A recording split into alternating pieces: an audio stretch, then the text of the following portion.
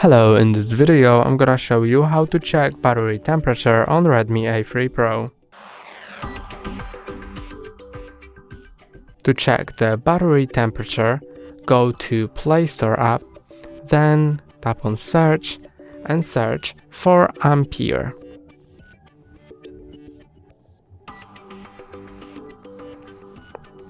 Then click on install next to this blue app with letter A on it, and then after a short while click on open.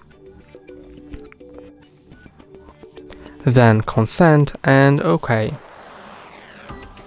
And here you can see your battery temperature as well as other data about your battery.